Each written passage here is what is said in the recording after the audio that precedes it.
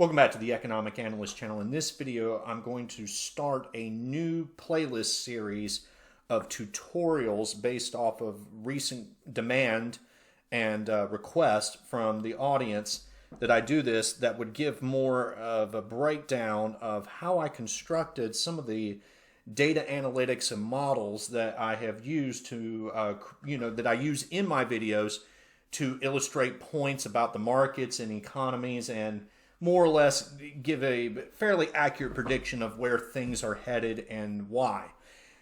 But in order to get to that point, I figured that I must start at the very beginning and give you the reasoning and thought processes that I have developed over time that have enabled me to, give me sets of tools in my mind to create and formulate these models. And in so doing, by teaching you this reasoning, should you accept this as truth and as an accurate way of looking at market economics today, you can use these tools that I give you to create your own models, to create your own ways of looking at the economy as a basis for gauging, what's happening and to give better insights and to see where things are going. And so in the beginning, obviously, we've got to get to the thought processes. Now, several people have pointed out in comments that I've drawn heavily from the Austrian school of economic thought. And that's true.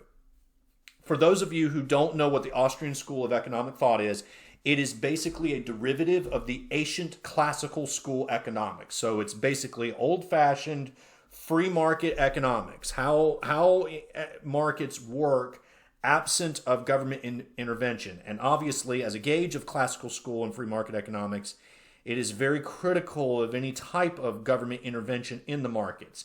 Any type of outside intervention by a third-party source like government that uses force to manipulate markets against their will inevitably result in worse outcomes than what otherwise would have happened, no matter what altruistic reasons that said governments have for intervening. This is particularly true when the government controls the money supply and starts influencing and increasing or decreasing the money supply. This presentation that I've drawn some slides from is from an Austrian economist named Roger Garrison. He produced this shortly after 2008 and gave a presentation on this. You can probably find this presentation that he gave with his own peculiar notes and points online on YouTube. So if you were to go on YouTube and type this in about capital-based macroeconomics, which is what he calls it, then you could get the full presentation. I have used some of these slides to illustrate points, and the reason why I have not put this into full presentation slideshow mode is because I'll be stopping on a couple of these slides from time to time to illustrate to you my own reasoning on how I have formulated some of the basic models and a few more complex models to validate the theories and insights that Austrian economics provides. Basically, to start at the beginning, Austrian economics starts with a production possibilities frontier of consumption and investment. So this graph here is a graphical design of the economy. If you were to picture our economy as a curve of consumers and investors, and each person has a choice of consuming a certain amount and then taking what remains of what they have earned from their wages or their job and whatnot, and saving that, and savings turns into investment. In other words, the more that people save, the more investment you have at the cost of lower consumption of goods. The more that you consume, the less you are able to save, and because of that, the less you are able to invest. For capital-based macroeconomics, for Austrian economics, investment is key to the growth of the economy. Without this investment source, the economy will destroy itself, because to get these consumer goods developed, it requires a certain amount of investment into what are called capital goods, which is where the root word capitalism comes from. Capital goods are goods that are used to create the final consumer good. They themselves are not inherently useful for our consumption. they are useful to help produce what we consume. So to give you an example, for farm equipment, tractors, computers, technology, manufacturing facilities, those things can be looked at as capital goods because we can't consume or eat a computer, but a computer might help us design a tool like a very specific hammer or wedge that might help us grow more food. Well, we can consume more food. So capital goods are an indirect way of creating the final good, and it requires this investment. One peculiar thing to note is that this graphical representation shows you gross investment amounts, which includes the amount of investment needed to replace capital that has been used up. It's called the consumption of fixed capital. So every year we do consume capital, meaning that we use up those capital goods. Our equipment, tools, and machinery break down and need to be replaced, or they can be upgraded to enhance production. And because of that, there's an implication that if we consume too much and save too little, we actually will shrink the economy from overconsumption because we're not even able to replace the capital stock of equipment needed to maintain production. A common example of this is Venezuela. When we take a look, and if I were to pull up a chart of Venezuela's oil production, this helps explain why Venezuela's economy crumbled in the years of 2014 to 2015. If we were to pull out a history of this, and I'm going to see if I can't pull this out right here. There's a chart that can be clearly seen right here, is that Venezuela's oil production crumbled in the early parts of 2014. And according to Austrian theory, this would be because they did not invest and save enough. In other words, the government spent and printed too much money toward consumption to replace the lost equipment, the used up of capital goods. And because of that, their oil production actually plummeted at the time that oil prices fell and the revenues were plummeting. And that destroyed the remains of their economy, plunged the Venezuelans into an era of chaos and poverty, the likes that they have never seen before in their lifetimes. So by this design here, if we were to consume less and invest more, the theory is that by investing more, we're able to increase our long-term consumption. We're able to produce more goods in the long run. So in the end, we're able to consume more goods in the future by consuming less now, leading to higher savings. This is illustrated in the interest rate during the market for loanable funds. This graph here shows a supply of loanable funds. So in monetary terms, what we have not used for consumption, whatever money that we have put aside, put into a bank, or invested in the stock market or whatnot. And this D stands for the demand for loanable funds, okay? So the more that we are able to save, the greater that this supply curve will shift out, which will lead to a greater amounts of investment, and that will lead to a bigger amounts of investable resources. So one peculiar note right here is that when we take a look at this gross investment and replacement of fixed capital, if that's the net investment, then I theorized that net investment would equal our net savings of our economy. So this graph that I have shown you guys before in some of my videos is a measure of net savings in red compared to our net investment. So if we take the gross private domestic investment component of GDP calculation, subtract out what we have consumed in fixed capital, it should equal the change in savings that we have had year over year. And in large part, the numbers aggregate together pretty closely. So going all the way back to the mid-'80s, you can see that there's a very close relationship between these two, as Austrian economics would predict. In other words, the more that we are able to save, the greater that we will be able to invest. These wild swings that we are having right here has to do with the incredible changes in the general treasury account by the record amounts of deficit spending that the government has done from time to time. these will eventually level out as government spending becomes more equilibrated over time, and the average should equal, roughly speaking, gross domestic private investment. So an increase in investment will lower interest rates because it increases the supply of loanable funds. An increase in supply lowers the price of the goods sold. In this case, these are loans that are created to be used by businesses to create capital goods. So the more that we have available, the lower the interest rate becomes, which stimulates more demand for goods. In the end, it ties together with the production possibilities frontier.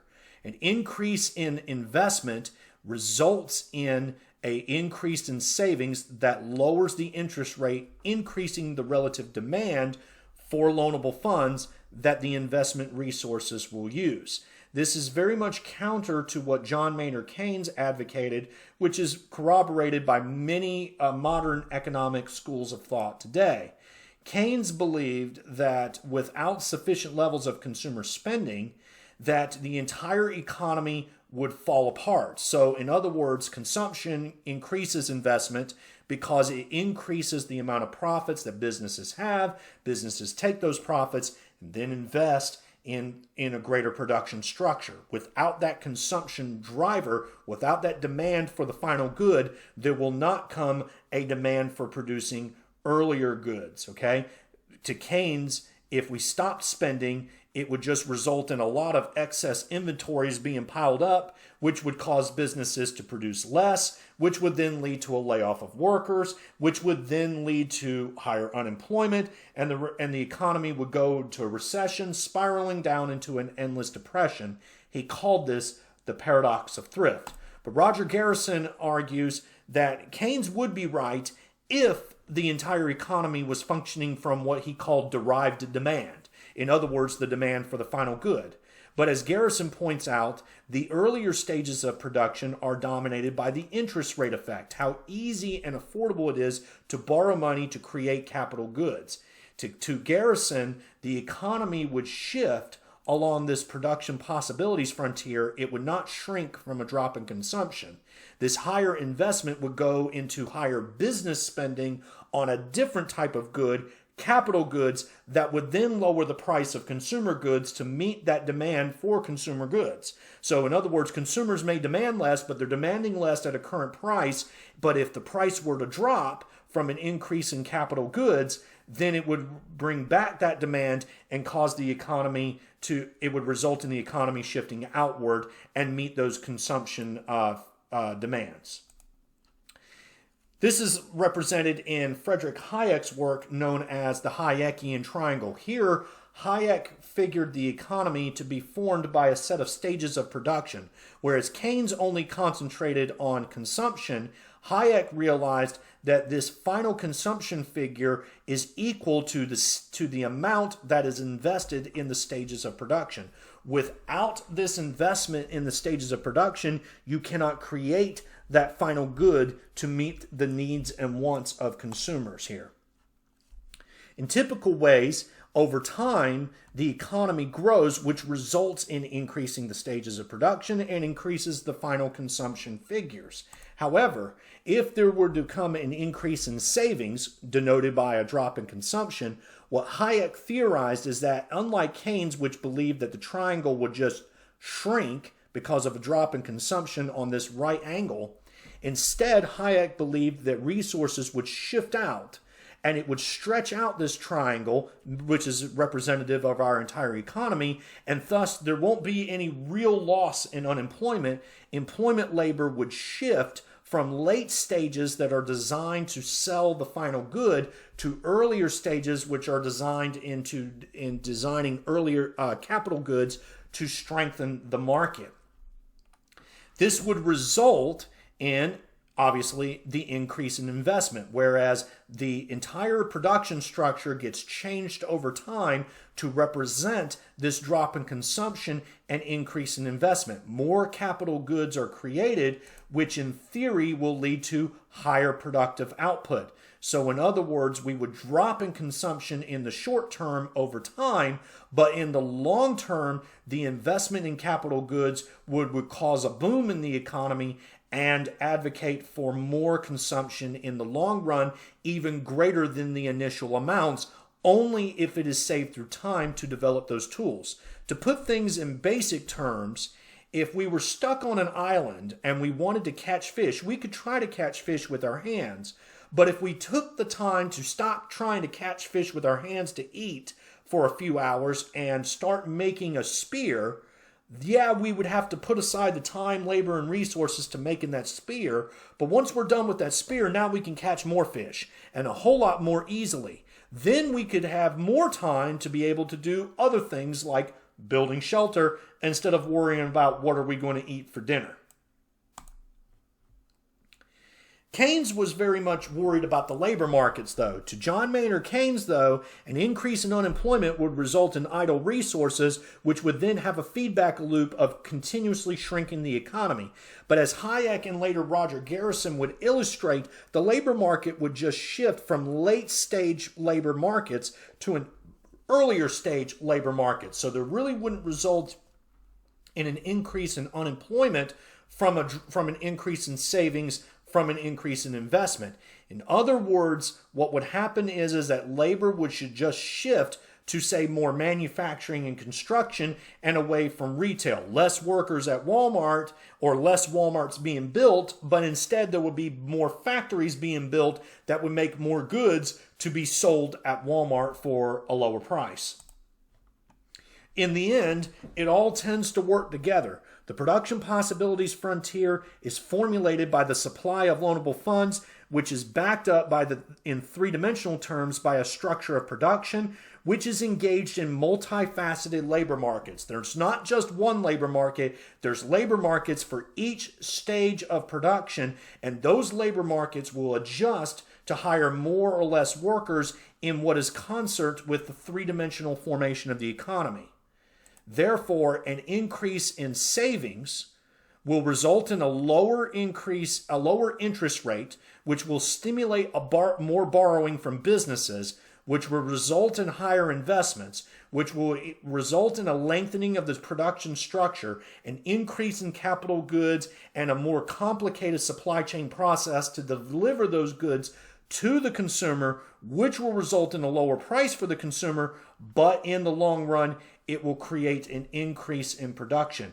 The keynote here is interest rates, and it's this interest rate insight that I used to formulate the stock market long-term value. Here, I used an interest rate valuation model because I realized that the stock market should function according to interest rates. Lower interest rates should stimulate more investment according to the supply of loanable funds theory, which is the backbone of classical Austrian economics.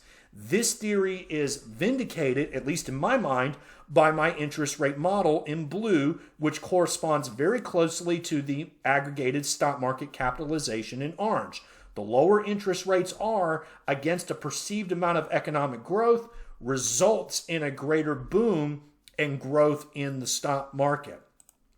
In part 2 of this video, I will go over what happens when governments intervene in the economy, especially through the most common way, and that is by manipulating these interest rates. Because as you will see, by the government manipulating and distorting those interest rates, it changes market behavior to not function according to the most optimal outcome, which then results in collapses of the economy from time to time.